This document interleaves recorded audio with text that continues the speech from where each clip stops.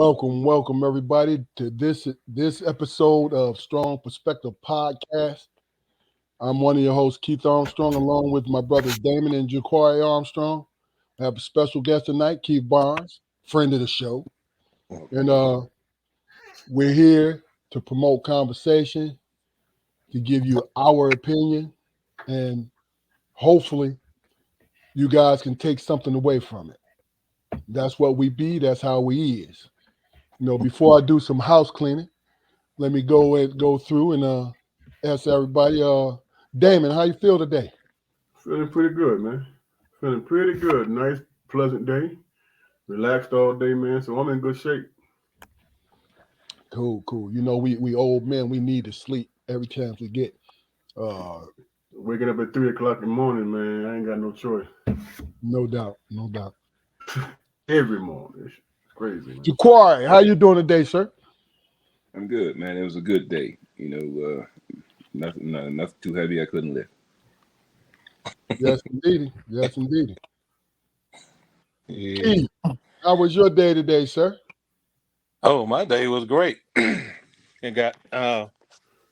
slept in, and then when I got out, I peeped. I said, "Man, it's beautiful.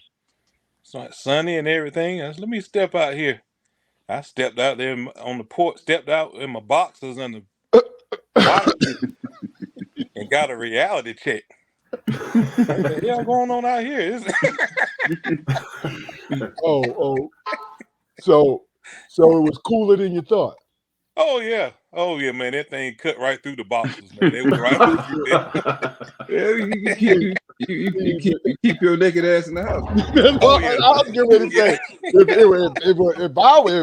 it was me, my reality was, I can't step out in my drawers, man. Yeah, because I had the boxes that look like shorts. You got to be up on me to tell. So as soon as you step out and that hawk said, "Oh, hey y'all, here come one." Yeah, exactly. And when you reach back for the storm door, it latch.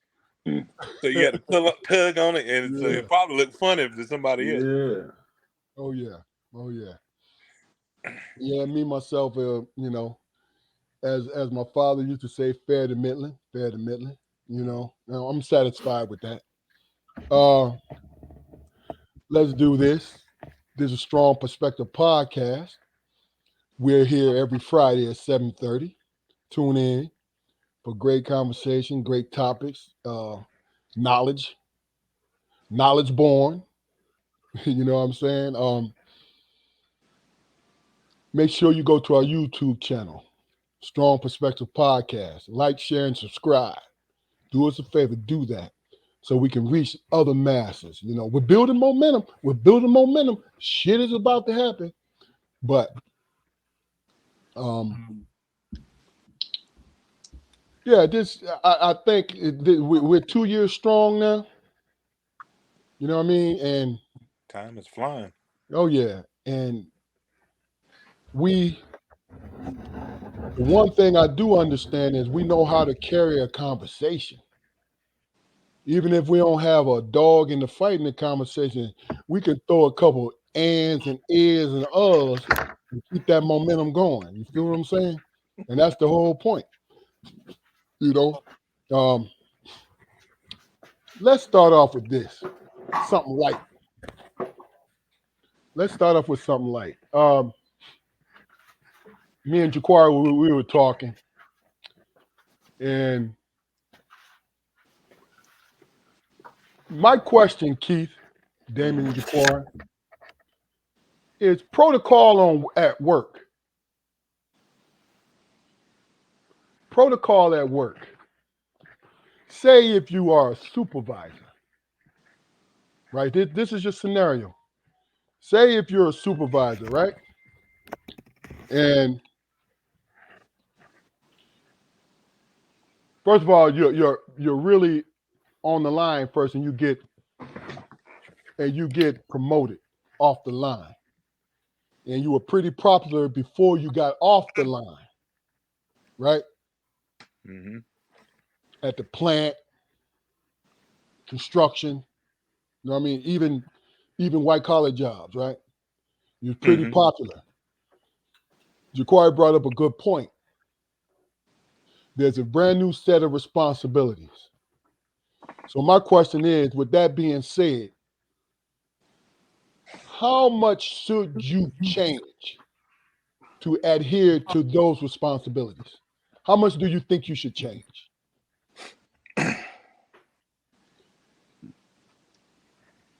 Whoever gets the answer first, you can go. Because, like I said, just to really further clarify, you know how you had a coworker that got promoted, and people started to say that he changed or she changed. Mhm. What does that mean exactly? Well, I guess I'll start it. Because that's kind of a thing with me anyway. Uh, I don't think you should change you should change, and you shouldn't change. Personally, you shouldn't change as who you are as a person. But as far as what you're doing, your position, you have to change because you are now a leader, air quote, you're a leader. So people are looking to you for advice or supervision, guidance within the policies or whatever you're doing. But you shouldn't turn into an asshole or a jerk. And Elaborate start, on that, Key. Elaborate on that a little bit before you go further. okay, you shouldn't start dictating or coming out of character. You know, if four of us work together and we took a break, we took our breaks, and sometimes we go over a little bit, or okay, it's not cool for me to come in and now I'm clock watching. I'm clock watching your breaks Okay. and making a big deal out of it.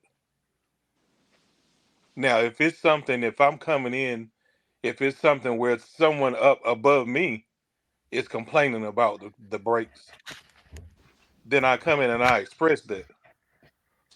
Like, hey, man, y'all need to get back to work more punctual because I'll say who it is. They're saying something to me. Exactly. I'm not gonna say I won't gonna say nothing to you because hell, I know what you're doing. You do your work. I don't have no problem with it. But I used to walk in with you, but go ahead. exactly. So acknowledge that and just say, this is not me being a dick. I'm just letting you know they saying something to me. So I'm saving my own neck here. I don't want to hear it. Okay. That type of thing. But it's some guys that I know I've talked to Keith about it, that they switch up on you. And they'll come in and it's like they take the supervisor, sum it up, simplify it. I take my position. This one guy, he take his position, and now he don't want to be inconvenienced. His day, he don't want to be inconvenienced. I want you to handle it. I don't want you calling me for anything. I just want to ride around and look pretty or stand around and drink my coffee with the big wigs. I don't want to see that you got what you need to do what you need to do. not So letting your self-esteem get in the way of who you were as a person, period. Because yeah, that's a lot. That has a lot to do, in my opinion, with self-esteem. because the best supervisor I ever had was a guy when I was in the Army. He walked in and he taught us. He brought us all together. He said, "Look, this is how I roll right here." He said, We all in this army. I know the rules, you know the rules. We both know the rules. Be where you supposed to be, when you supposed to be there, doing what you need to be doing. If you're not doing that and you're caught out of there, I'm gonna do my job. It ain't personal. I'm not gonna treat you like a child. Mhm. So if you're late, you late. I'm gonna talk to you. The next time you late, you know what comes after that. It's a write up. He says, so we should be able to sit down and have a drink or a conversation together later on. It ain't I wrote you up. Yeah. You were late and got wrote up. Yeah. Yeah. Damon. I echo the same sentiments, man. You know what your job is, and you just do it. If you don't, then I'm not gonna mess my job up, because you want to try to get over, you know what I'm saying, play like you Billy Badass or somebody. Get to work. I watched you come in, so I was on time. You know what I'm saying? Yeah, that's true. That's true. Jaquari. Yeah, a lot of times, like in the conversation we had before we got on screen or whatever, man. Like I was telling you, man, I don't believe I'm personally cut out to be to supervise anybody, man. Especially if I did rise up through the ranks, because going along the lines of what Keith was saying, man, I know where he came from, and I know what I was doing when we was together. You know what I mean? So it's just certain things that I'm not gonna hammer. I ain't gonna hammer you about. That's above the point where you doing your job and you taking care of business. If you taking care of business, then mind how you making us look. Mm-hmm. Mind how you making us look. I'll take care of what I need to take care of on my end, because I just rose up. I'm looking to reach back now. I'm the vanguard for us. If we tight, then I'm looking for a spot for you too. Mm-hmm. So don't fuck it up. Mm-hmm. Can we hang out afterwards? Yeah. But you're gonna dictate that, because the sun don't shine on my shoulders no more. It's shining on my face. Mm-hmm. And if we are tight, make me look good, because I'm clearing out a space for you. Right. And like, all three of you guys have valid points, man. I think it has a lot to do with, to me, if you take it personally that you have a mess up on your job that you're supervising, you're going down the wrong road. And I explained that to say that there's just this little thing that John Armstrong used to say is, what you eat don't make me shit. But when I shit, I'm going to wipe my ass. You feel what I'm saying? So somebody said it. Bro, listen. You know the rules here. You know you're my guy. But if you break the rules, I'm going to give you one warning. If it's just a small infraction. Then, not because you making me look bad, this is a simple fact that I do feel a little disrespected because I'm your guy and you feel you can slack off, especially when I see that you have a great work ethic. Mm-hmm. Of course, I'm not gonna have that whip on your back. God. Get out there now. Yeah. They ain't even about my personality, right? Put your back in it, boy. Yeah. So if you lifting heavy, guess what? I'm right beside you lifting heavy. Because the most important thing to me is getting the job done. Mm-hmm. Not how I look to these supervisors is fuck that. Not how I don't care how I look. No, I want the job done because that's why we're here. You feel me? Yeah. And that's all. I don't take it personal that you are a fuck up. Yeah. But people take it personal. And they ruin friendships because they take it personal. You knew he was a mess up when y'all worked side by side. Because Right. Now all of a sudden, because more than likely you covered for it. yeah. Exactly. Now Yeah. all of a sudden, you expecting him to change them leopard spots to zebra stripes. You Yeah. feel me? Like, come on, man.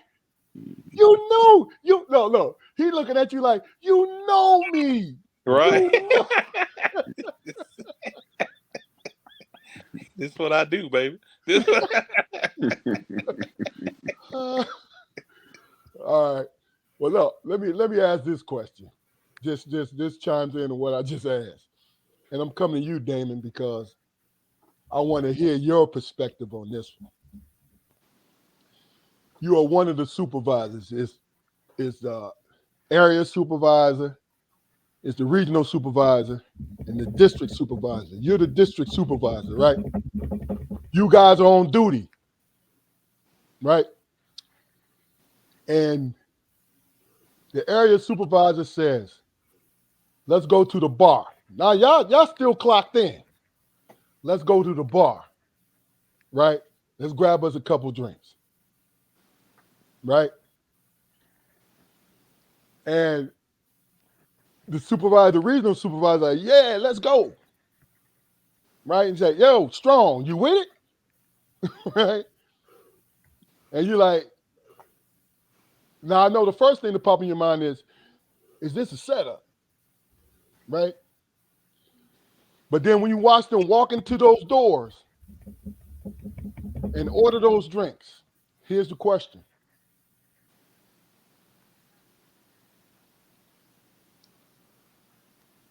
While you guys are sitting there and you're drinking on duty, what do you think your position is in the grand scheme of things? My position is at the bottom. I'm not drinking nothing. You know what I'm saying? I'm gonna sit there and I'm gonna let them get full and buzzed up and give me that advice. You know what I'm saying? Freely with them big goggles. You know what I'm saying? And I'm gonna be the yes man. Yes sir, man. You right. I hear you. That's right. Right. And when it's all said and done and we leaving, ain't none of them gonna say, "Well, did it?" Go say, "Well, I saw him take a double shot." No, you did.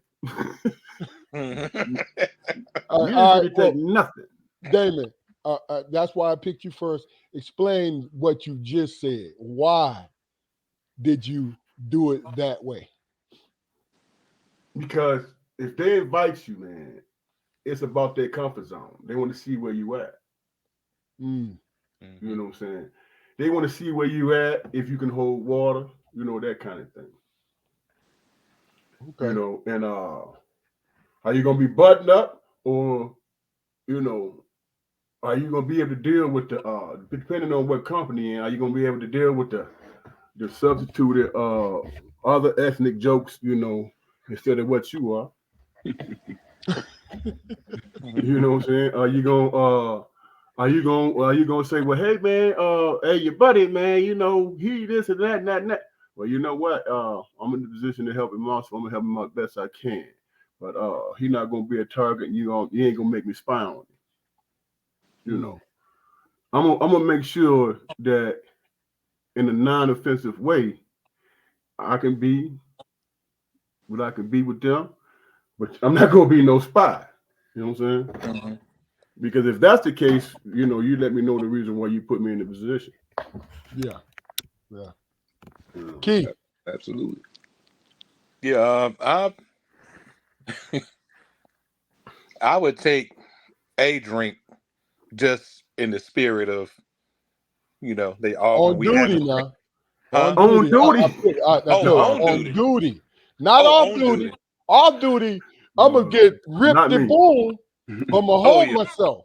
But Right. on Okay. duty, I'm talking about. Oh no, on duty. No, I'm not gonna do it. That's set up. Uh, Yeah, explain. Exactly. Yeah. Go into Exactly. the setup right there, brother. yeah, no, they want to see where the boundaries are and where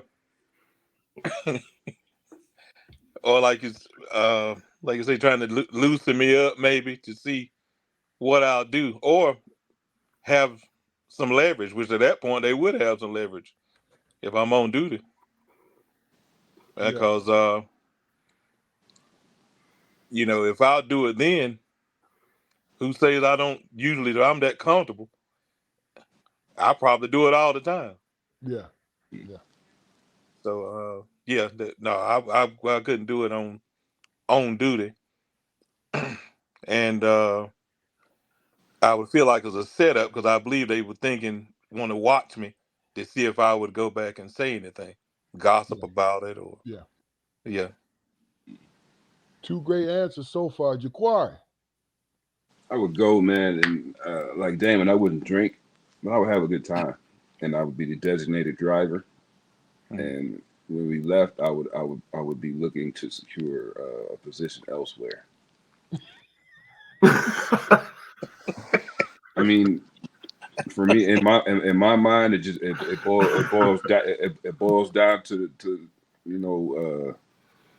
the red door to Diddy party. You know what I'm saying? No doubt. No doubt. I mean, it's too many. I mean, yeah, go ahead, take the drink, and carry this package, and that's not the end. That's not the end for me. That's not just sitting around shooting the shit and having scotches with you guys. That's not the first. That's not the first rung of my ladder. Not at work. Yeah. Not at work. Yeah. And now you've basically shown me that you're of no use to me. Mm-hmm. So if we left, their impressions, would it be important to me? Yeah, but my position would always be shaky around those people because I didn't give them what they wanted, Mm-hmm. and they couldn't make me give them what they wanted. Yeah. Mm-hmm. And I let them know, like, hey, shit, after hours during middle time, man, I'm your guy. Yeah, come through. Mm-hmm. Yeah, through. I matter of fact, I got my own bar. Come through. Yeah, Mm-hmm. but due to this situation and the way you acted in the situation potentially, that means I got to supervise these guys, and I got to question your decisions. Yeah. So that doubles my stress. Absolutely. Yeah. And I think all three answers are great answers, man. You know what I'm saying? And the one thing they have in common is they're logical. This is logic. Even if you're being ambitious, it's still logic not to let them know. And I'm talking about, it's not a black-white thing, even though in this scenario, blackness plays a key role in it. You feel what I'm saying? But on the road to ambition, people don't really need to know everything about you right away. You know what I mean? They just don't. Why? Why would you want to do that? Because what you're doing is giving people leverage. Absolutely. And the thing about it is chess is not it's not purposely a violent game. Checkers is. Mm-hmm. Because in checkers it kills instantly. Chess is a slow burn, trying to capture more than kill. You know what I'm saying? Yeah, some good example. No. Who brought up Diddy? Was it you, Jaquan? Mm-hmm. Okay. We might as well segue into that, man. I just want your opinion about this thing. And let me just say this, just to give y'all the energy of what I'm looking for.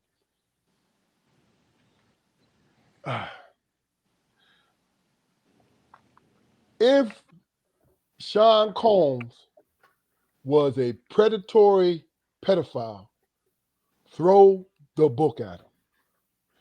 If Sean Combs was a serial domestic abuser, throw the book at him.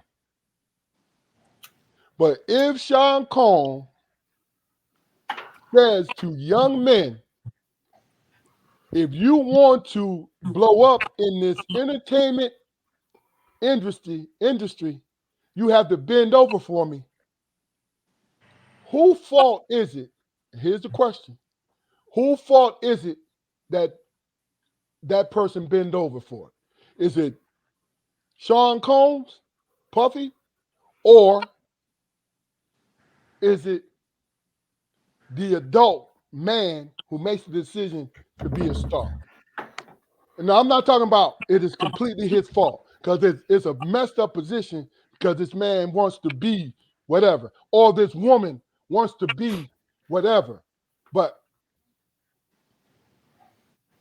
my question is, is saying no enough in that situation?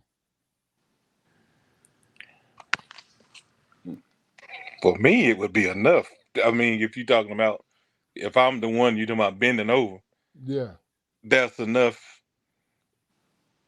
And me Which, saying no and it's cussing fame. them out. Yeah. It's fame because you're a singer. Most people don't know this about Keith. Keith is a great singer, right? So he at one time, I'm assuming you wanted to be an entertainer, right? Exactly. Is entertainment worth that No. to you? No. And of No. course, you're not gonna admit this on live, but I'm Yeah. just curious about just your thinking towards it. That's all. Yeah. No. It's not. It's not.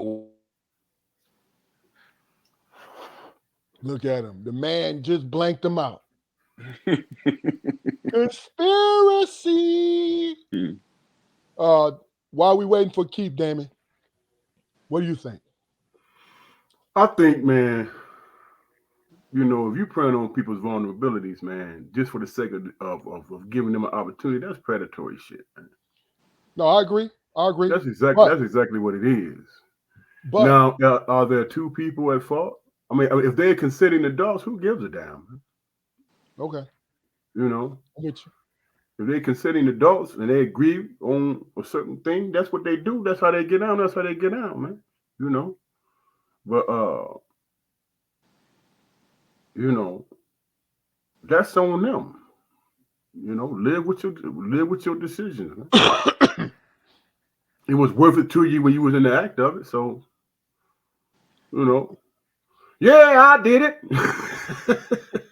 And I'm rich. Look, and I'm not making. I don't light understand on it. none of that shit, man. I'm not making light on it, and I'm not what is it? Looking down on it. It has nothing to do with that. It was just this question has been flying out here. Keith, you ready? Yeah, I'm ready. Okay, so the power that be must have gave you that phone call and told you, "Don't you dare! Don't you dare!" I don't know. You better tread lightly. The paparazzi. What, could y'all hear me? No, we didn't hear you at all. It was a blank screen. Oh wow. Okay. Yeah. What? No, I was saying no. It's his fault, and it would be my fault too if I went along with it. Mm. If I went along with it and I agreed to it, I can't come back later on and be like, "Oh man, I feel like a punk now. I shouldn't have done that," and now I'm gonna blow up the whole situation. Gotcha. I don't think that's breaking the rules. Now, if you 14, 15, you naive, Yeah, man. you a teenager and you grew up like you grew up and that's a dream and you wanted to do that, now you're innocent. You got somebody holding up a larger than life opportunity for somebody, you holding a dream in front of them and then you taking advantage. So, but if it's me and I'm an adult and you do that, nah, it's my fault and it's his fault too.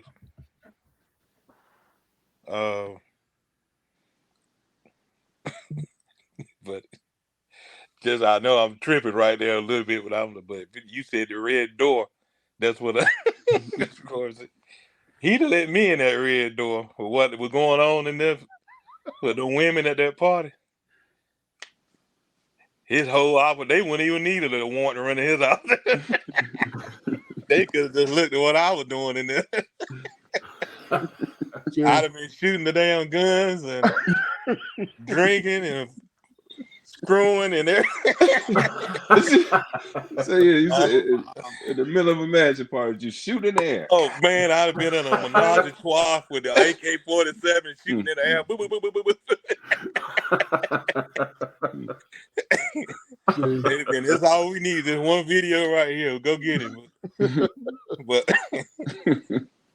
yeah, Damon, the part you were talking about, yeah, no, that's Damon, were you finished? No, man. I mean, that's what people do, man. You know. Now, like Keith say, man, if they're underage and they're vulnerable, you know, and that not able to make rational decisions, that's understandable, man. I get that part of it, but if you're grown and you making those decisions, man, that's on you. And it's messed up that somebody put you in that position too. But you can say no. You know what I'm saying? Oh, absolutely. You can say no, and you know, and fall back on your, you know, on your talents and your skills. But if you realize you're being blackballed, do you think it's okay to say, I got blackballed because I said no? You know what I'm saying? Yeah. because you know, it's some people got family members that's kind of sick, man. They'll say, well, man, you know, you ain't, you know, it could have been a tip, man. You ain't had to do all that. You know, I could, Hey, man, look. you could have come out of there with something, you know. Hey, Keith, we gonna leave that right there, brother. Yeah. No. Hey, Jaquari, it's on you, man. What you think? Man, that's. I mean, when he asked the question, you know, that's if you ain't making music security, then you know, it's just wild, man. You know, you got to fight. Yeah. You have to fight. I mean, you know, at the time, you know, no, man. Yeah, I like I said, I'm not justified, because I'm gonna tell you honestly, and this is my real truth. It's not like trying to exonerate him from. No, he is a predator. Is what he is. If it's true, Mm-hmm. let me put it like that. If it's true, whether he's black, he's white, something need to be done. He need to be locked up. He need to be something. He needs to be ruined. That's it, right? Mm-hmm. And I put on the screen what Malika Harris said. She said, "What makes it any different than any other sexual harassment case in the workplace? He was technically in a position of power." Absolutely. Yeah, Makes but sense. I think, me personally,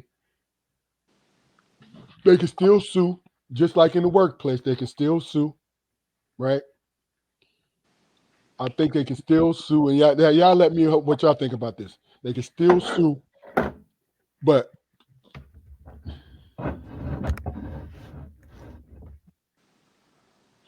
they don't, for some reason, because they're entertainers, they don't see it the same way as a regular workplace.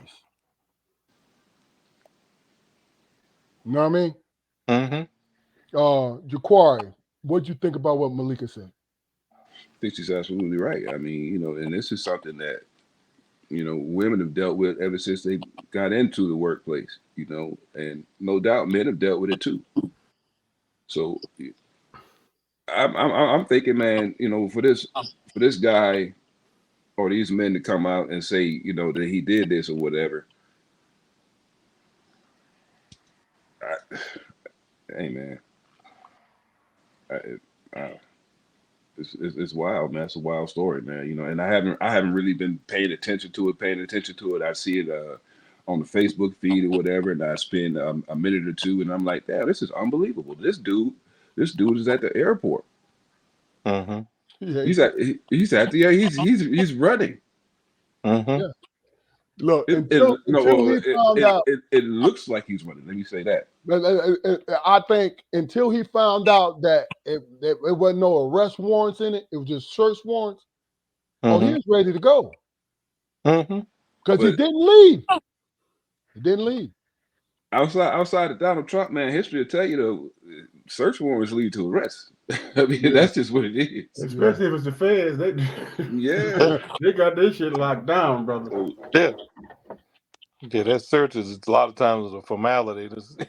And that's what I thought too, right? Now, Keith, you and I know it's a formality, right? But nothing. I don't know. For some reason, and usually when the feds come in, it's not a fact finding. It's like, yo, we know this is here, and we coming to get it. You Right. know what I'm saying? Right. Like, that plus all your other bad shit. Yeah. But look, they raided.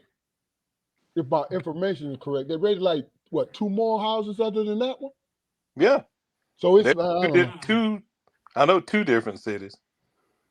And correct me if I'm wrong, though. I mean, even if they went in there, with a search warrant looking for that stuff, if they found a body in there or dope or anything, they're gonna prosecute him for that, ain't they? Yeah. So he could be totally innocent. I don't know. I mean, looks are what they are, but I mean, what if they went in there and found more Tupac evidence? What the fuck?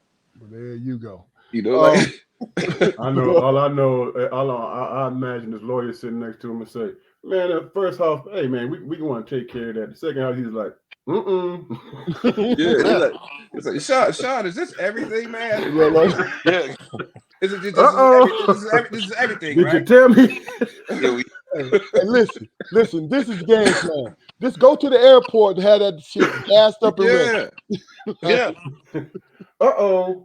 We had to discuss another strategy, buddy. Look, I felt sorry for his sons, right? When they showed the aerial view of them being handcuffed and taken out. But I saw his son's face.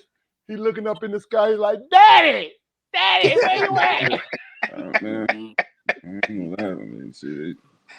it's a rough world, boy. I mean, look, we're making light of it, but the point is, I wanted to bring it up for the simple reason is this. Everybody got to take accountability. I understand the women being pressured into it, right? And then there's a relationship, he's beating them and all those different things. I understand that, right? And am I being chauvinistic when I say the men could have easily just said no? Malika brought up a good point, like, yo, this is a livelihood, right? Yeah. But yo, if you're not with that, look, your talent had Puffy notice you for a reason. You might have to start from the drawing board, but yo, you talented. Right. I mean, that's all, man. But you got to consider the work and the effort, man, the sleepless nights, the other missed opportunities, man, that you endured to get to this point. Because nobody is just going to walk out of high school unless you're just like a brilliant talent and get picked up by Puffy. They had to put in work. So all those years of work, and you finally think you in, and y'all at a party, man, you're like, damn, this was my dream. And the next thing you know, this motherfucker trying to suck your earlobe. What the fuck is you gonna do? You know what I'm saying? What the fuck is you gonna do, man? I love the way you party, Daddy. Man. Are you fucking kidding me? Shopping. Are you fucking kidding me, man? Like, this is all jokes, people. It's all jokes. But yeah. It's too bad the shit happened. It is. I got a question. Look, let's make this I think this is our first social media episode, so I'm something else. Had you guys during the week saw where the pastor's son, who was the piano player, killed the associate pastor over his wife? Did y'all see those headlines? Mm-mm. I don't see Okay. that. basically what's going on is there was an associate pastor and his wife at a church with the pastors, right? The pastor's adopted son was the piano player, right? And as they were, as they were getting involved in the church and doing all these things, right? The pastor's wife became close to the piano player because I think she was teaching some Sunday school classes or something. I'm not sure all the specifics, but these are logistics of it. So they started to have an affair. Her husband found out about it. Either she told him or he found out about it. And he's like, look, leave him alone because he's associate pastor there. Leave him alone, this and the other. So they had some kind of celebration, right? And I think she might have left the associate pastor, but she wore a white outfit, right? The pastor's son, when he was directing, he was playing on the choir, he had one suit on. Then, when he was done and they were taking pictures, he went and changed into a same color outfit as the associate pastor's wife. So the associate pastor was like, yo, let's not do this here. You know, he's talking to his wife, let's not do this here, telling him back off and all. They started to fight. The pastor's son pulled out a gun and killed him in the church. Wow. So what's your opinion about it? Is why I brought it up. Of course, it's the obvious opinion that they was wrong, but what I'm asking is, what do you think the overall dynamic of the situation? Pastor's son, associate pastor's wife. What do you think about the overall dynamic of it? We'll start. Who wants to go first? I'm not going to put nobody on the spot. You ready to go? You can go. I'll go. All right. I think from what the information you gave us, I think this young man was he seen his home going into ruins, and it affected him in a way that he wouldn't stand for it. So he killed the person who he seen who was at fault for ruining his home. No, brother. You got it confused. The pastor's son killed the associate pastor who was messing with the pastor's wife. Yes. Okay. And the young man was adopted, right? Yes. So my take is that he's seen these people who had taken him out of the system at some point. He's seen their union being destroyed by an outside factor. So he punished, in his mind, I think he punished the outside factor. Gotcha. Okay. All right. Yeah.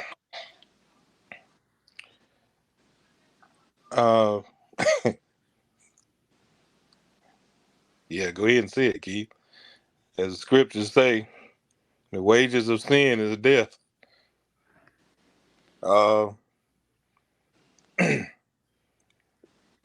And they evidently didn't know who they were dealing with. When I mean how passionate, I'm going off of what Jacora was saying. By him being an adopted son, what foster care, all that, what was going on, what he got taken out of, who he knows, only he knows that. And like you say, he brought into that situation, they in a stable home and all of that. And when the associate pastor's not around, he's listening to the conversation, the dialogue in the house. They think they're in the bedroom talking, but he can hear it through the wall. Well, you can get out. Well, I'm leaving. You ain't doing this and I ain't doing that. And like Dracora is saying, he's seeing his whole situation being blown up. And this dude is the cause of it. And then he looking at him, and he may see him from another perspective. This dude may be banging somebody else. So now you done disrupted my home. Now I'm watching you over here. You kicking it with 2 other chicks in the choir. So now you just running around here home wrecking. So you the problem. So if I can get rid of you, everybody be okay. No, hold. So, no, bro. Listen. Listen. I think y'all both got it confused. The associate pastor didn't kill the pastor's son. Right. It was vice versa. Right. Meaning, see, both y'all, I'm kind of confused by it. So who was having sex with the pastor's wife? The associate pastor, right? No, the pastor's son, the piano player, was having sex with the associate pastor's wife. Oh, with the associate pastor's wife. Yeah. Oh, okay. Yeah. Oh, I thought the associate pastor No, was doing sir. something with the No, with sir. the That's why I said that, and look on the screen. That's why I said that he was having an affair with the associate pastor's wife, and he had his suit on playing for the playing piano for the choir. Then when they were done, he went and put on the same color outfit as the associate pastor's wife and was hugged up on her taking pictures. And the associate pastor's like, yo, man, why are you doing that here? Right. I understand what you're saying, but why are you disrespectful here in the church? Right. They got into it. Right. And then the pastor's son, the piano player, shot and killed the associate pastor over his wife. Okay, my bad. I apologize. That's why. No. I think I kind of confused it a little bit, but yeah, that's it in a nutshell. Yeah, I misheard. I misheard it, man. My fault. Hey, that's wild. Wow. I don't know what to say now. I mean, that's foot in mouth. Shit, damn. David, what do you think? I think, man, that, you know, and this is just my personal opinion, I think it was all ridiculous, man. You know what I'm saying? There's certain things, man, that happen in your life, man, you might think it's detrimental and it's not. You can't live past it. But there's some things you can get over, man, and have the rest of your life. You know, you kill somebody, you go through all that stuff in the church, you kill somebody. Dude, that's unstable, man. You know? That was my point too. The guys I was talking to earlier, Damon, I said I think that he had some mental problems for him to actually kill this man instead of just, you know what I mean? And that's me not even associating the woman. I mean, it's easy to dump on the woman. You know what I'm saying? She might, I don't know, did she soup him up? You know what I'm saying? Was she telling him, hey, I want to be with you in the name of the Lord? Who knows what it is? How old was the young cat, man? You know, was he disillusioned about the whole situation? Either way, it had no business happening, especially in that space, man. Church and pastors and all that. Come on, dog. Mm-hmm. You know, you ain't got no more restraint than that. I got two questions. First of all, how many outfits he riding around with? Did he coordinate? Did he know what she was gonna wear? And he just had a couple of suits in the car. And she came in with something different. And he took a break, went out there and changed clothes. Or Keith, it was a proclamation. This is a proclamation of our love. Oh man, then I don't know, man. I'm assuming, but yeah. Something my grandma used to say was, he said, you know what? Sometimes baby folks just mean. Yeah. Ain't nothing wrong with them. They ain't crazy. Ain't nothing wrong. They just mean. Mean and selfish. Yeah. And I ain't letting her off the hook either. Oh no, man. That's what I said, Keith. I could go into a whole thing, man. Yeah, That, I ain't getting all the You hook know, either. Because but you know, Okay, without she ain't bashing, killed Damon, nobody. listen, without bashing, just give us one or two things of what you think. Like I said, it all depends on the age of the young brother. You know what I'm saying? What is she feeding him? You know what I'm saying? She could be telling him that the pastor is abusive, this and that, whatever. You know what I'm saying?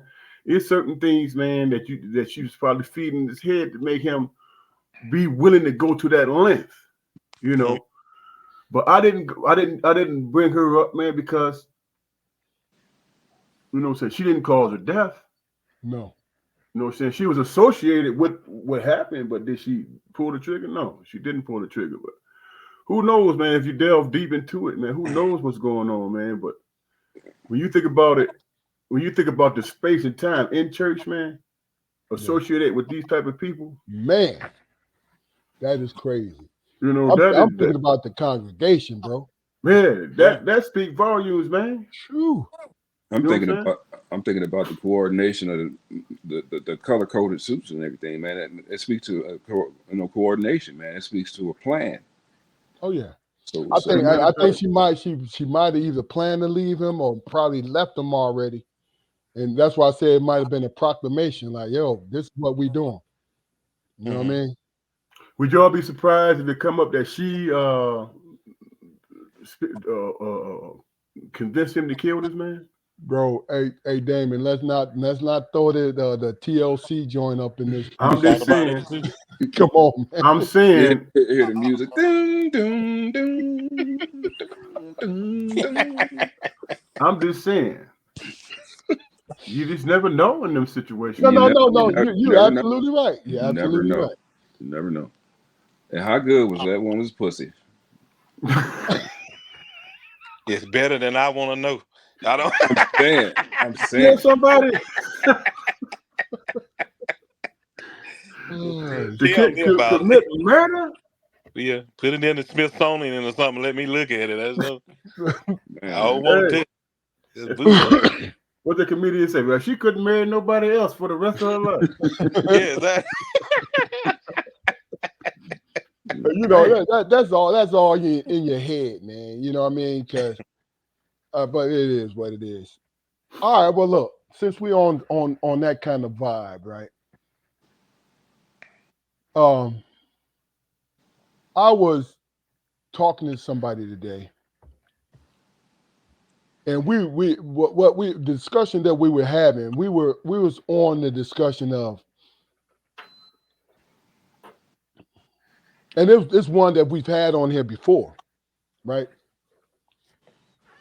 What responsibility do we have? And this is the spin. What responsibility do we have as old heads in the slang, street slang, as old heads? What responsibilities do we have to our younger generation? Whether they want to listen to us or not. What responsibility do we have?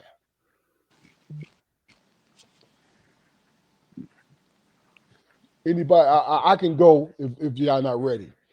So, me personally,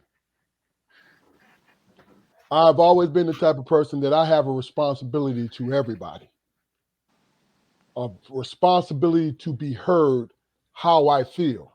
Not to take on people's problems if I'm not capable of doing it, but to be responsible for me. If I see something that I think is wrong, I'm going to say it. Even if it inconveniences people. I'm not just talking about my family and friends. I'm talking about just in life. I'm going to say it. And I'm going to articulate it in a way that I understand what you're doing and what your role is. So I feel I have a responsibility to echo wrongdoing and also echo great things. You understand the spirit of what I'm talking about now? To echo. Okay.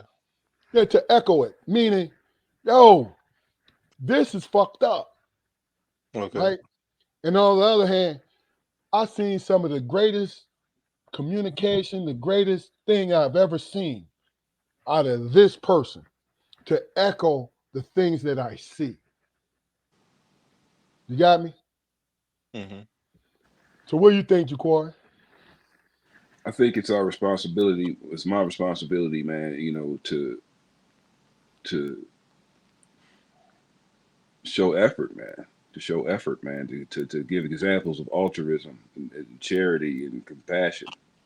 You know, in real time and with no expectation of reward for being a human being, not just a good dude, for doing the right thing.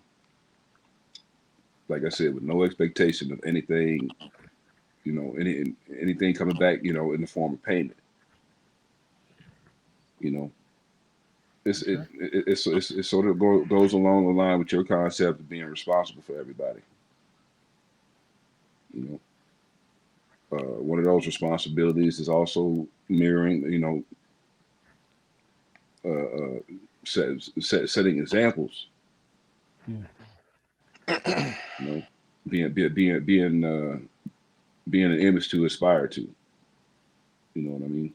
Yeah. So it's certain things that even though I may want to indulge in, I'm not gonna touch it because you know eyes are watching me, man. I got 3 grandkids, so if granddaddy don't do it, you know, it's a reason. And if you want to do it, you know, you can come to me. We can talk about it. And that's it. Keith. Uh, communications. I believe that, well, especially with social media and what I'll say, what young people, I'll put it this way, what they have access to now so Mm-hmm. quickly, and they're carrying around in their pocket. I think as a parent, I want to explain it to them first. I want to explain. I'll expose them to it, and we have a conversation because I don't want them surprised by it or getting some crazy information. You know, if we sit down, have a conversation, and have a relationship to where they can feel comfortable talking to me. Someone I dated, I pretty much raised her sons, and they would come to me. They'll do it now, but they would come to me and say, "Can I talk to you about something?" Not daddy mode. So now I'm just talking. We two guys, two brothers talking like we doing now. When I have a conversation, we'll talk about whatever it is and whatever is said, even if they done something. Well, I may say, "Look, that's not cool, man. This could have been the consequences of that and the other." But that afterwards, I didn't get on them about something they did because we were talking in that atmosphere. So the information got across. But my whole point was just communication and explaining to them something that was told to me that I never forgot. See, you can do just about anything you want to do, as long as you do it in good taste. He was saying you can drink,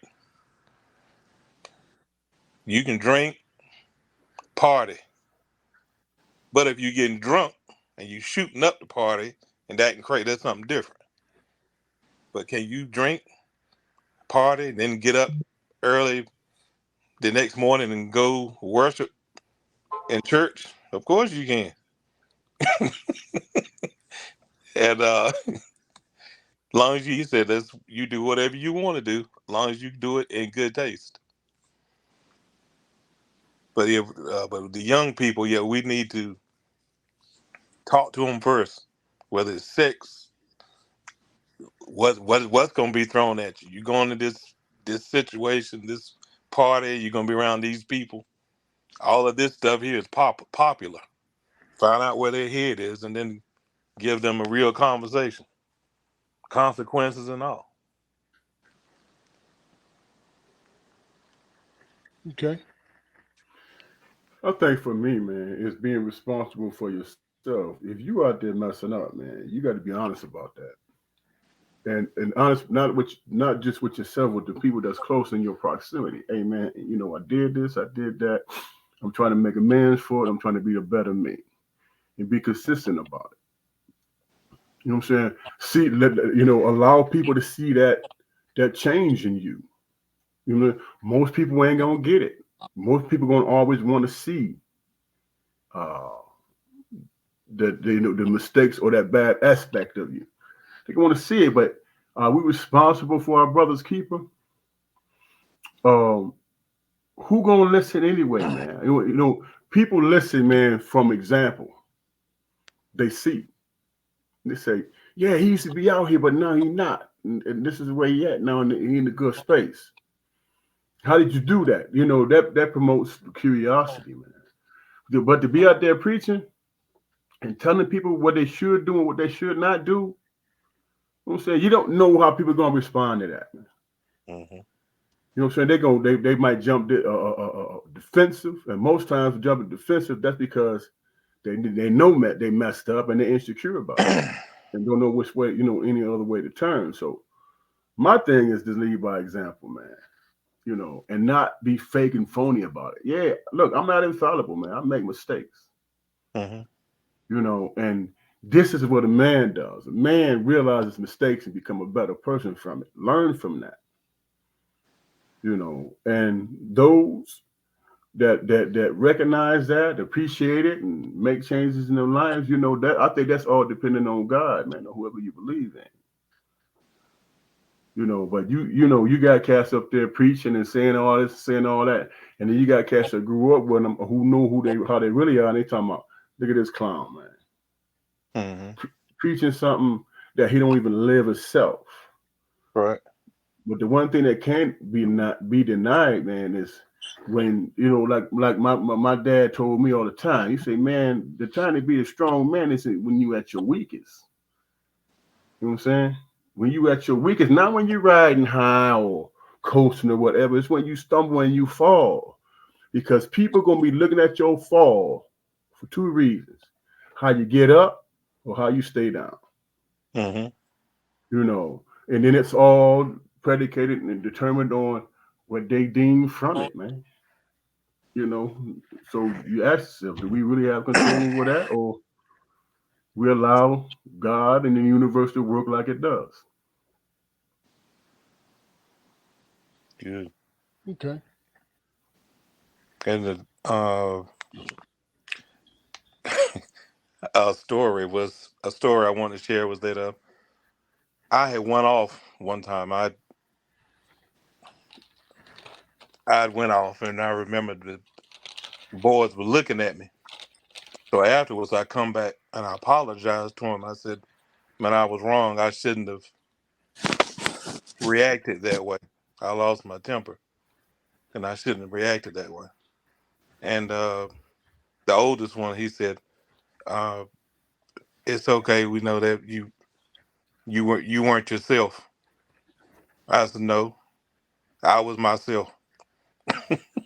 That was me. When someone does that thing to me, that's That's me." honest. That's Yeah. real.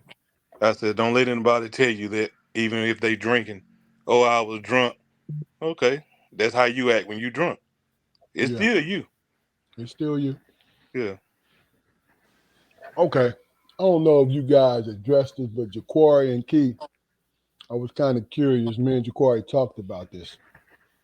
Um,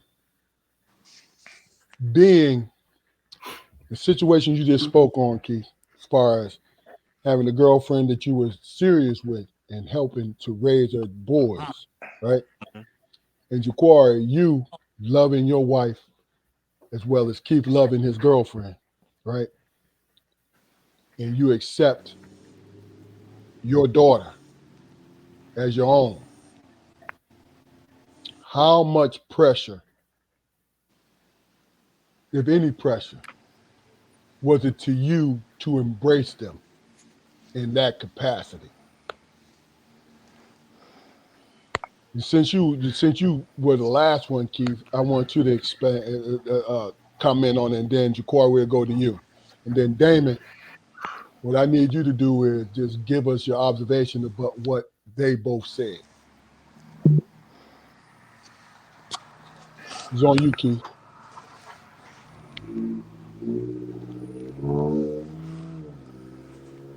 You hear me, Keith? You hear us, Keith? You hear us?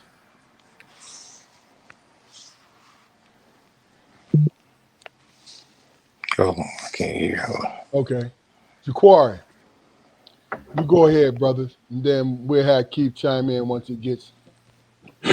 Well, I mean, when I first met my wife and my daughter, being in a relationship, a serious relationship, was a new thing for me, man. So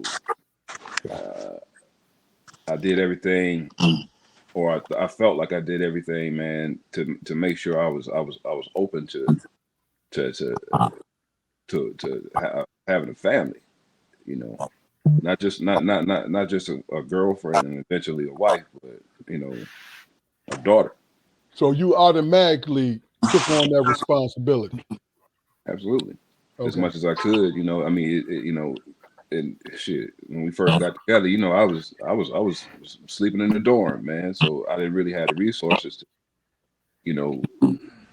be who I eventually came to be to my wife and daughter, financially. But as far as being there and trying to show responsibility and do the right thing, in whatever capacity that came in, that's what I felt like I was there to do, and that's what I put all my efforts into, But over the years, I'd come to find out that my approach at that time was not at times what she needed. I had a conversation with a coworker, about me and my daughter's relationship. And she said some things to me, that I fought, and I had to really sit down and unpack that shit. Why did I fight it? Yeah, why was I fighting? And I've come to the realization that some of the things that she said was true. You're not her father. That's deep. You're not her father. So there's certain things that you feel that she necessarily doesn't have to feel. And I'm not saying she does or she doesn't. We love each other to death. Yeah. But our relationship is nowhere near where I thought it would have been at this point in our lives. You know what I mean? She recently had a baby, and he's got my middle name.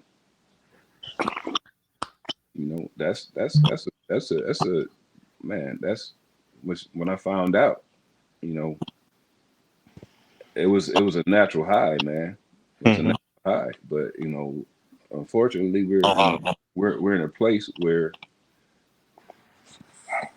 we haven't even had a deep, proper conversation about it.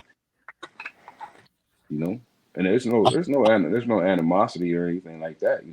We just, I don't want to say we grew apart, because like I said, we still love each other, but we don't communicate the way we used to.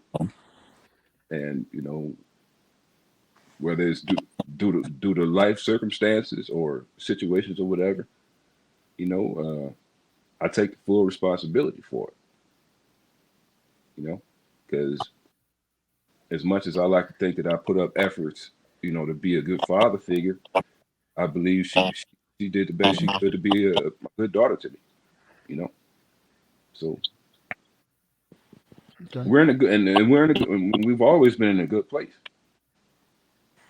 We've always been in a good place. I don't know if it's the distance or whatever, but that's since my grandchildren have been started to be born, man. So that's one thing I've always regretted. That I don't really have a deeper relationship with them, man. you know, and it is solely on my part. But yeah, that's Yeah, it. I feel that. Keith, you with us? Yes, I'm with you. Okay, so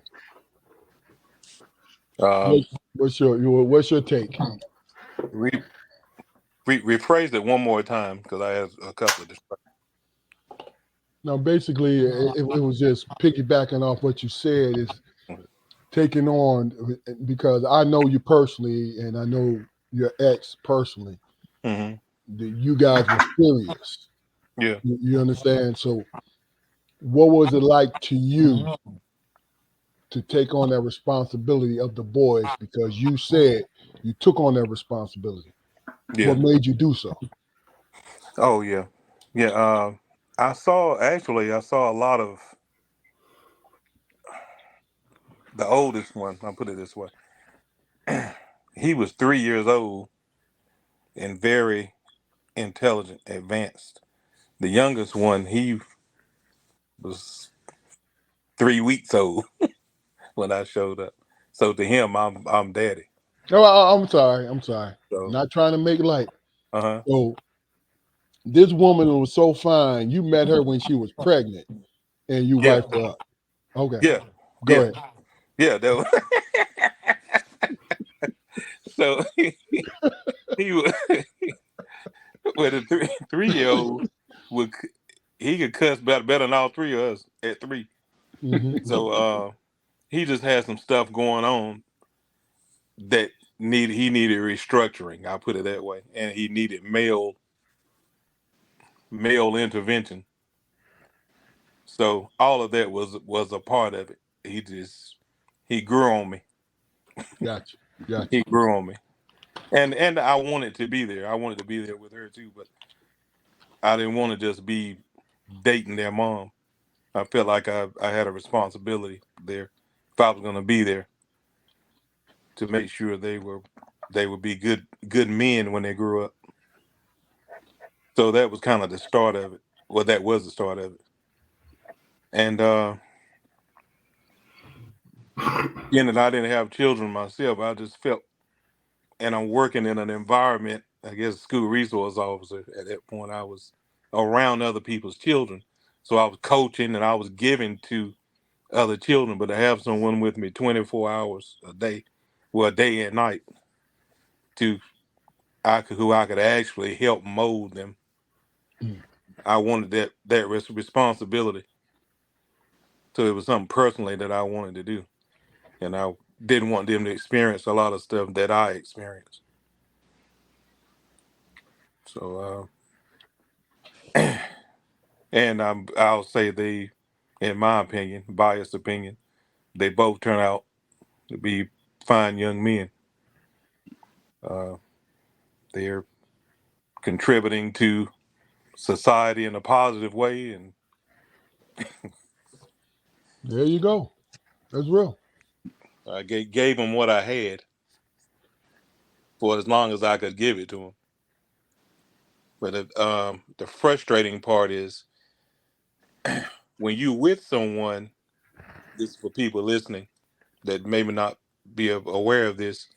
When you get in a relationship with a woman and she has a family already, if you and her split up, you and the children don't split up.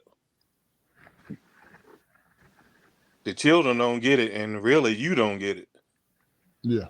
Because now, especially if someone else comes into the picture, she gets married or something like that, you don't have the accessibility you had before. Mm.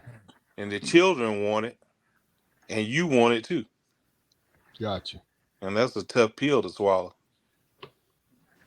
It definitely is, man. I mean, you bring up the subject of accessibility, man. I mean, you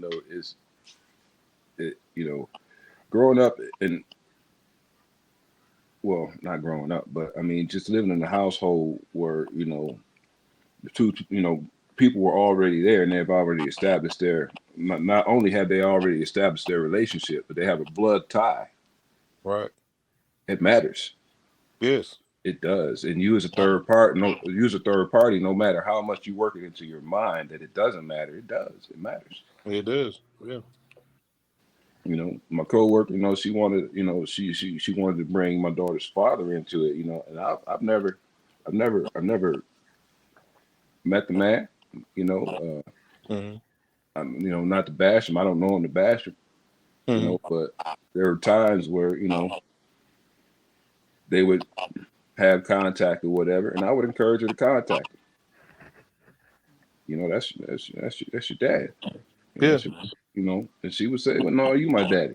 You know, and I appreciated that. You know, but in my mind, you know, and I'm like, you know, yeah, that's put me in a position. Right. Gotcha. You know, but over the years, I've come to realize that it's a position. It's not solidified in any way, and it hasn't caused me to consciously pull back, but subconsciously something happened. Gotcha. Okay. Okay. And a lot of it's too bad. It really is, man, because there's, you know, she has a beautiful family, man, beautiful family. Mm-hmm. You know. So Damon, not wanting you to critique them, but you heard both these gentlemen. What is your overall outlook of what they said? Well, it dispels the fact that black men don't take care of their kids, because there's two brothers right here who obviously, you know, when they love a child, they love them. They give their whole self to them, you know. And people have to recognize that fact. You know what I'm saying? A man don't contribute something like that unless it's something that's in his heart. You know what I'm saying? Because you can easily get into the whole argument, well, where did daddy at? You know what I'm saying? These two men didn't make that decision. They decided to go in wholeheartedly. Mm-hmm. So when I hear people say black men don't take care of their kids, come on now. Right. So Charlotte saying it's a bunch of bullshit. You know? Okay. And I just think, man, that I want to applaud both these brothers, man. You know, because that's man shit right there. No matter what people think, you have to accept the fact that, you know, okay, given the situation, something good came out of it, something beautiful, you know. And I think people have to recognize that, you know, with us as black men. Have to recognize that, man, and accept the fact that we are nurturers and we are caregivers, you know. And it's a difficult thing, man, loving, knowing that you can be hurt also, Mm-hmm. but you still dedicate yourself to that. That speaks volumes about both y'all character, man. If that makes sense. I appreciate you saying that, man. Definitely appreciate it.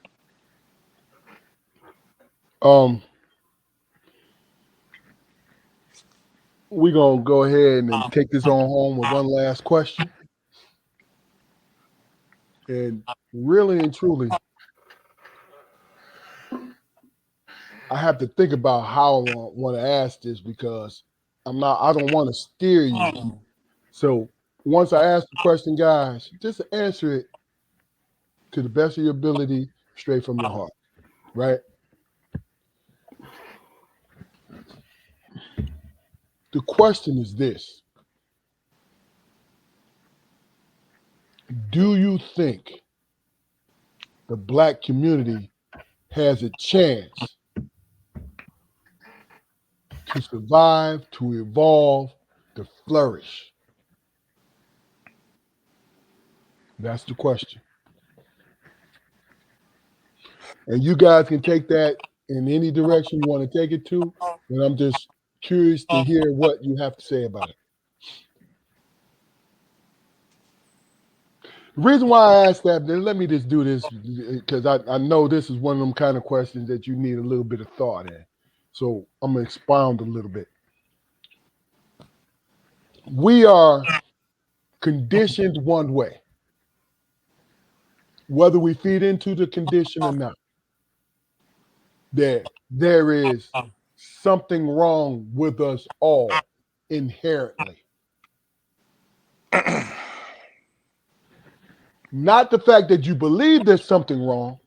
It's the fact that the information that's always put upon us in school and all these different things in social media, in movies, in news, and all these things, that there is something inherently wrong with Black people in general. That they're violent, just the real severe stereotypes: violent, lazy,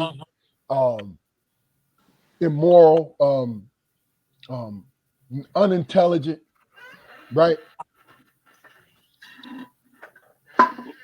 Does that affect those things flying around? Does that affect your opinion about our future? No, it doesn't affect my opinion about our future in any way, man. There's always going to be an African American community, no matter how much the other tries to stamp us out, no matter how much we commit suicide, excuse me, in our own rights or whatever. No matter how much we kill ourselves, there's always going to be an African American presence in this country. I mean, for anyone to even think about us, as being non-existent, that's not even realistic, man. I think our fight lies in the fact that we rail against our own evolution. Good point. I mean, tradition is tradition. I understand that, but it's a reason why the younger start to grab it, start to go away from those traditions. But eventually they will return. As wild as our youth is, as unpredictable as they may be today, they're going to grow older. They're going to have kids, and they're going to start to value the things that we value. That's the evolution. And we fought it. We fought it just like they're fighting it. They just chose a different battleground. Social media is their battleground. The influences that they find on social media is weapons that they're choosing. Just like us with gangster rap. Gangster rap was bad. That shit was bad.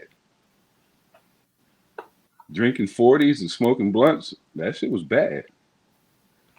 But we evolved. The killing. I thought you was talking about the killing part, but go ahead. Well, I mean, when has there ever been a period in anyone's history where people didn't die horribly? I get that. I get it. By their own hand. I mean, it's an unfortunate thing, but those hard life-ending lessons, the majority of our population will learn from those lessons and get their shit together. That's how we all got here.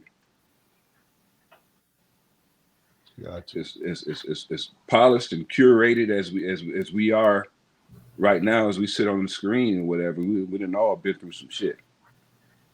We done been through some shit. Yep. That's my opinion. Keith.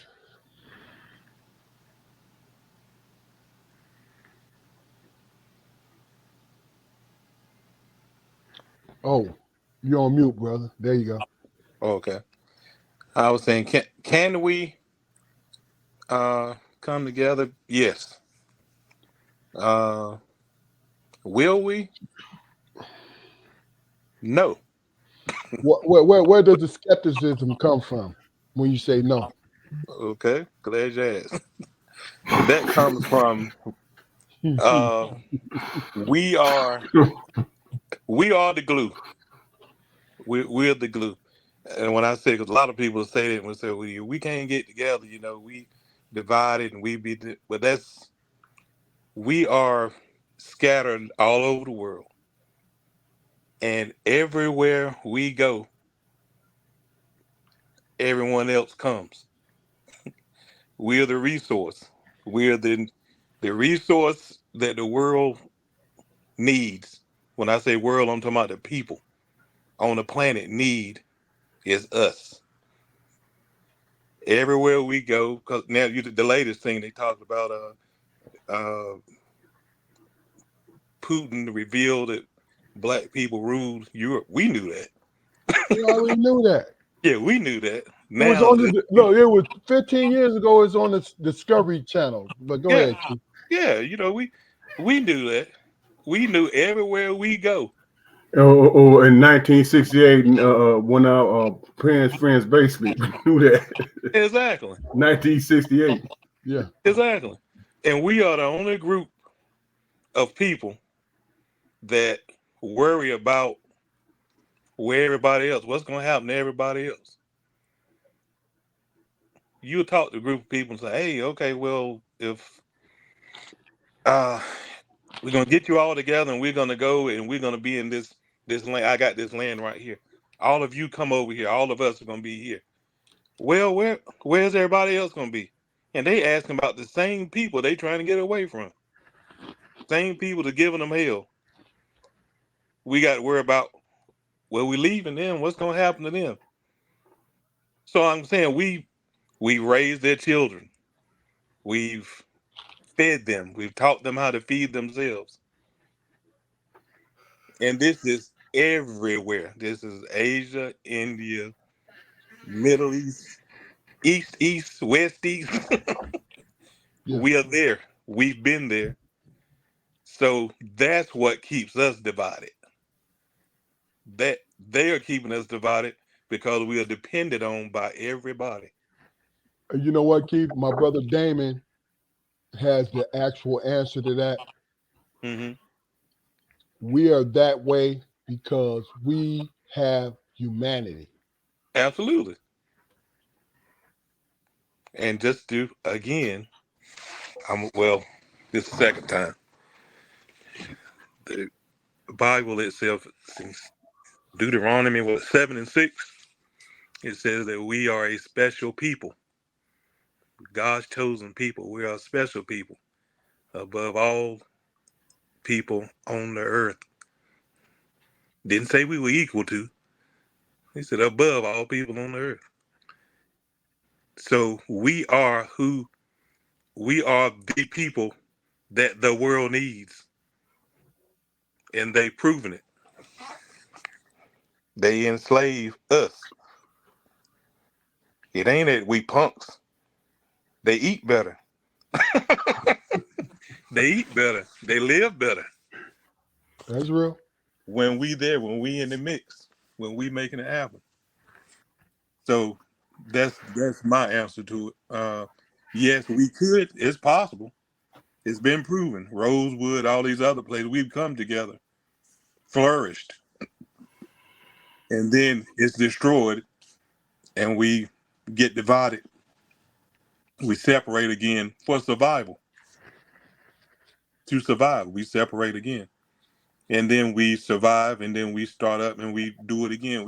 It's a cycle. We've done it since it's been people on Earth. So that's my answer. Yes, we can, but no, I don't see it happening, at least in our lifetime anyway, because of those reasons that I just gave. Damon. I think, man, as I think about the question, bro, I think, okay, how do you look at a certain group of people and say, are they going to survive the future when we taught everybody else how to fucking survive? You know what I'm saying? They look to us on how to survive situations. But then you got the idiots and the other groups who wants to reverse the thing and try to make themselves more important than what they really are. They're not. They don't know what the survival really is. If you born with a silver spoon in your mouth, you don't know how to overcome. You know, back in the day, and during the stock market when it crashed, they was jumping out of windows and shit, man. You know what I'm saying? Black people at the same time was living in this country when the stock market crashed. They still was building little towns and all that. So, in terms of us surviving, man, we know how to do that. What we don't know how to do is ignore that light being placed on the negative aspects of us. And let's be honest with ourselves. We got a lot of immature people who do a lot of dumb shit. That happens in all groups. It's just magnified in ours. You know, how many of y'all brothers have known a cat, man, who went to prison, was there 20 years and got out and working and own a house and raising kids and doing this and doing that? It happens more than not. You know what I'm saying? But we let this society and the powers that be convince us that it's not the case, when in actuality it is. You know, it all depends on what, you know, how you choose to look at the situation, man. You know, every time one of our babies are born, man, we have that fear, don't we? We have that fear. Baby girl, well, we got to make sure she don't get ran over. You know what I'm saying? Baby boy, we don't make sure he don't get killed in the street. More than likely, it happens. More than likely, they don't get killed or ran over and stuff like that. You know, but the powers that be don't want people to see that and recognize it, because in that lies power, true power. In that lies true survival. You know, the only black people that I have concern for is when they get on this social media and they start talking about they voting for Trump. I think I am concerned about their mental capacity, man. You know what I'm saying? I mean, truly, because that doesn't mean that they can't turn their life around, just like Candace Owens. You know what I'm saying? Is there going to be a part? You know, people don't like that sister, but you know what? Her communication level is unlike any other, man. I can't do it because she was a paid mercenary. What I'm saying is her communication level is like any other. She was very effective doing that. You know what I'm saying? For whatever reason, whatever her reasons were, you know. But at the end of the day, not that we would accept her back into the fold, but at the end of the day, on a personal level, you don't think she's gonna sit back and say, you know what, I made a mistake, and I feel like I'm on the outside, and I'm alone, and I'm by myself. That's a reality that, you know, the certain people who do that, they're gonna come to, man. Our responsibility is to continue to do what we do and survive the situation and prosper, which I believe we are doing. But those cats who get on there talking about with the mega hats and stuff like that, those are the ones I don't have hope for, man, until they finally get it. And we, you know, our humanity runs deep, man, and we are a forgiving people. You know, and we love with our real heart. You know, and that's what I believe, and that's what I see. Yeah. Great answers. And this has been the theme tonight. You guys have just been on y'all shit. Period. So we're gonna close this in real quick responses to this. Do you give a fuck whether or not? No. If it was up to you, that's a better question. Since you brought it up, Damon, is it up to you? Should we give Candace Owens a pass back to our community, since her community in which she adopted kicked her to the curb? We'll start with you, Damon, since you brought her up. No, I don't think she has a pathway back, man.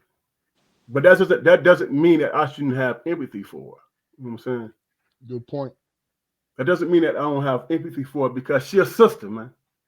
And she out in the wilderness by herself, be it self-inflicted. You know what I'm saying? And because I'm a black man, I have compassion and empathy for that. And I'm like, wow, that's messed up. Why did you do that stuff to your sister? But in our circle, I would say to other people who would choose to, get the bag and be that way. Here's an example, man. You sure you want to go that route? Gotcha. You sure you want to go that route? And that's what's pivotal. Seeing it, because it happened in real time. So is there a pathway back for her to our community? It's not gonna happen, man. It's not gonna happen. And to be ostracized from the black African American race, man, it's not a good thing, man. You know what I'm saying? It's not a good thing. You know, and I wish her well, but no, man. You know, I admire her communication skills because she was very effective trashing black people, man. Of course. Just imagine if she would have been on our side, bro. You know what I'm saying? If she would have been on our side, the devotion she would have had, man. Yeah. But she chose something else, man. So she got to live with that. Look, she chose violence. You know that catch. Candace always chose violence. Keith, what do you think, brother? I agree with what Damon said. And she doesn't deserve a free pass to come back. And the main reason, because she don't want to. Good She don't point. want. She's all in. She's all in, and she's always been all in. And the thing when she deludes herself, she's saying she believes that it's logic what she's saying, and she cherry picks parts of our histories, because she'll sit there and she'll piss on different struggles, and minimize it. But others that fit her narrative, she'll hold up. Yeah. Well, I support this person, but I don't support this person. And Jim Crow wasn't a big deal, and all this other stuff. And, stupid stuff. Yes, sir. Yes, sir. And I'm saying, of course, I mean, if you were raised by, hell, if I'm raised by Bill Cosby, yeah, Jim Crow wasn't a big deal for me. Even reading about it, hey, that was a nice story. Yeah, I didn't feel any of that. Thanks to Bill. He embraced necrophilia though. Exactly. Yeah, that's a little different. little brandy and some Quaaludes. That's something different. that ain't us.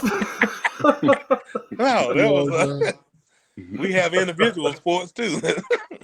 Exactly. Even though half the women took them pills voluntarily, but that still don't take away that. I get that, but my point is, here's my thing: them other half of the women who did it voluntarily, who hopped on them cases, they got tired of eating cat food for a living. You feel what I'm saying? That was wrong. I just forgive me. I'm sorry. My man has an affinity for corpses. Man, get out of here, dude. Yeah. Go ahead, Keith. Finish up, brother. But that was pretty. No, she don't deserve to. And I don't mean it like let's ban her or anything. If she makes her own repentance and decide to come back and legitimately don't hate her people. I mean, you don't have to get along. It's hate. It is hate. Is hate of yourself of yourself. Yeah, and that image of who we are. I that's my opinion. She may exactly. not feel that way, but that's my opinion about it. Yeah, because right now she don't understand. She's in her family. She the only black person in her family. Men carry the seed. Them children Caucasian. Uh, so she can say, "I'm the only one in my house." Or as Samuel Jackson said in Django, "Who is that ninja on that nag?" That's the way she see us. That's her. Jaquari. I just agreeing with Keith, man. I seriously doubt that she has any desire to come back. She don't give a fuck about the black community. That's why she talks the way she does. I mean, you know, but it's and I hate to be this person, but you know, she's going to see the truth manifest in her children. Because even though the father is white and he carries the seeds and everything, you know, people gonna see them as you know, they're gonna see them as black and they're gonna treat them as black. As the thing she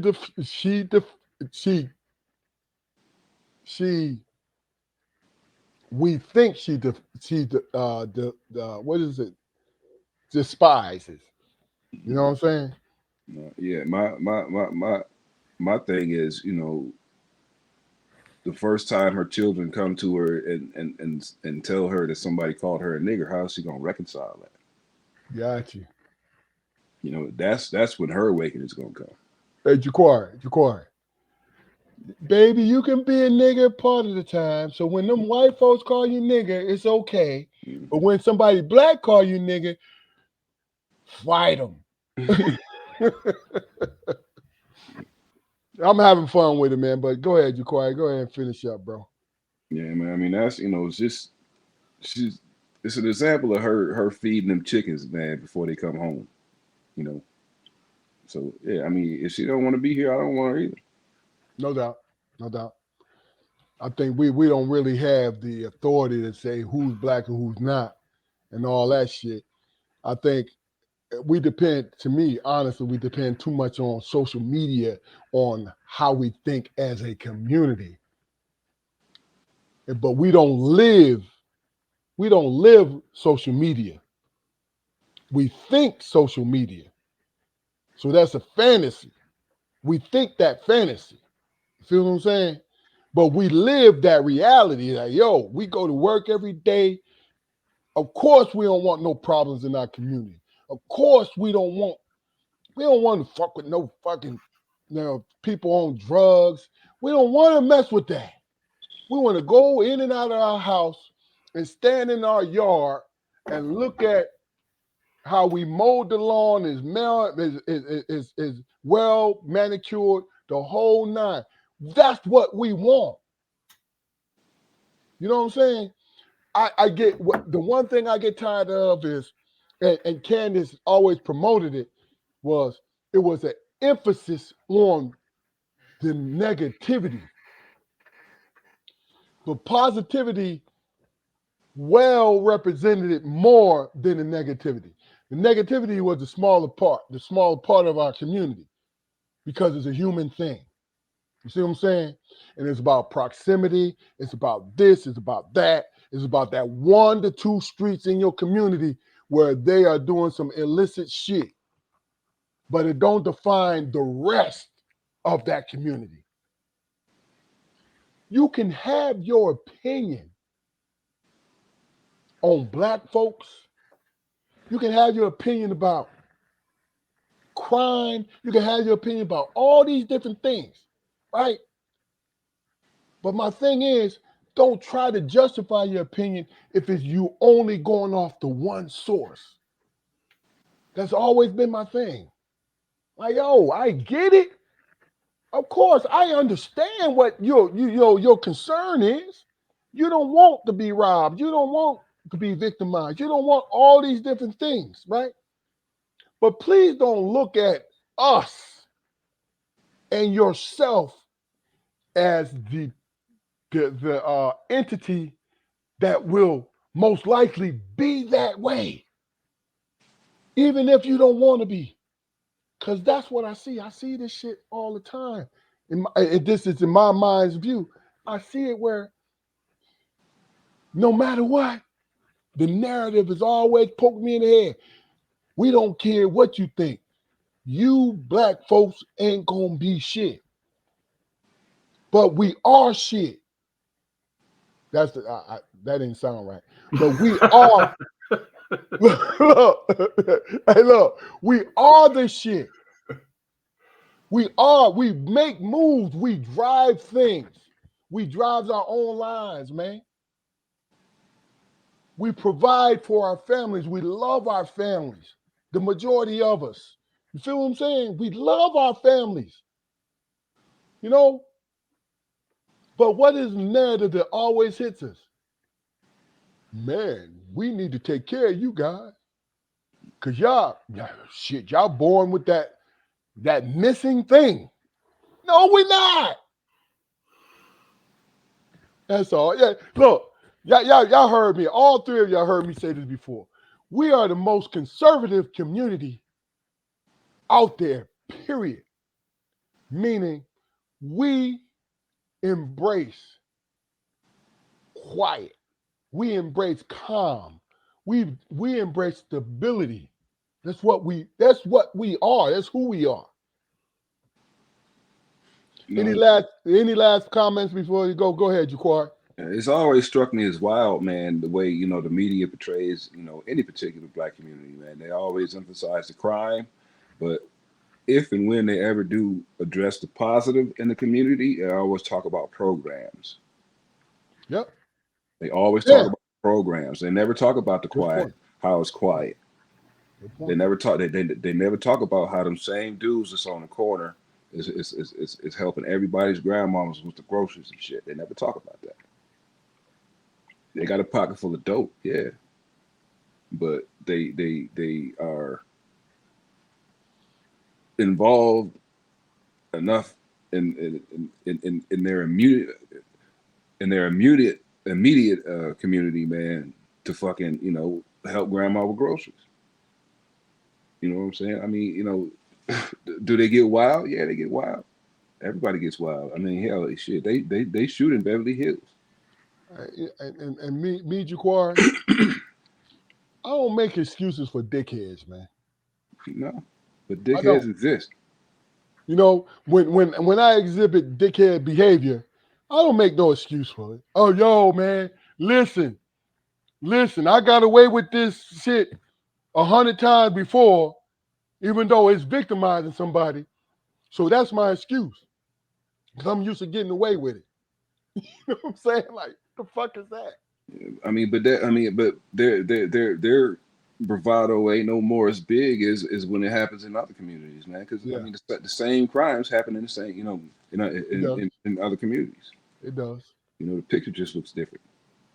Because that picture is always shown to us, and it's shown to everybody else. All right. Well, listen. Last words. We'll start with you, Keith, then you, Jaquar, and then Damon, you're going to take us on home. Last words of the night, baby. You muted, KB. All right. You good. Man. Oh. Yeah, I got excited. Hold up, Keith. That's me. I'm muting Keith because Keith don't have a mic, so it's a little bit of background. So we ain't gonna say, folks don't say, damn, Barnes don't know how to use his mute. He ain't ready. He ain't ready. Look at him. He done been over here on 5 or 6 times. He still don't know what the hell he doing. Yeah, I was excited. I was looking at my bait at Candace Owens in the bathing suit. I was breathing hard. He had to mute me.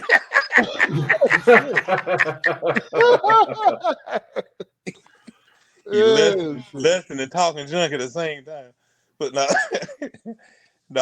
man, it's been used to be the great conversations here, man. I wasn't expecting it to be that good.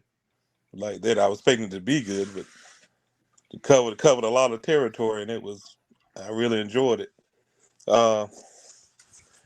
Yeah, that y'all hit on some stuff that I've been talking about a lot, or thinking about a lot, not talking about it. And I think about it constantly because I have to check myself as far as us. Because I'll sit back and I'll see things and I'll see what we're doing, and what some of us are doing, and what some of us are not doing, and I have to say, well, okay,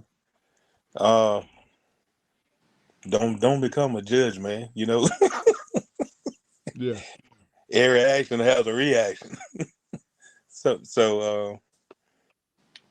And I have to steer away from media, because that's what media does. They pull you one way and the other, and somewhere in the middle, you have to find the common denominator and everything. But see, it's good to have these conversations like we're having, because you have people you can relate to, and that have equal amount of skin in the game to kind of keep you centered mentally, keep you centered, and not in this time of the year when the politics and all this is going on, conservative and liberals and all this other stuff, and nobody is in reality, it seems. But I appreciate it again, you all having me up here. This has been awesome. Good therapy for me. Man, you know we always love you coming on, brother. There's no doubt about that. All right. And I want to say before I get it, President, let Damon know, every time I come outside and experience what I did this morning, I feel better when I think about where you at. And Damn. I could have stepped out on your front porch this morning. It'd been a whole lot. Yeah, fully clothed. Exactly. Got to put a towel under the back door, man. Hey, come through here, man. Oh yeah. Well, that's it. First time I went to Detroit, stepped out, and then my brother laughed because I got out of the car. And I jumped back in the car. He said, What's wrong?" I said, "To make sure I still had my pants on." Went right through my slacks. Yeah. Man, it's been some days in Michigan, man. It was so cold outside, I had to piss. See? Damn. Yeah. All right. Is you, Jaquari? Yeah, it's you, Jaquari. What's up, brother? Gentlemen, I have immensely enjoyed the conversation once again, man. I thank you for your time and your insight. I look forward to the next.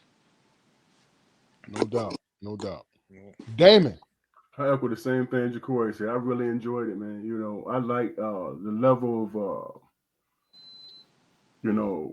understanding and maturity that we brought to the conversation. Even though we acted the fool a few times, man, it still was.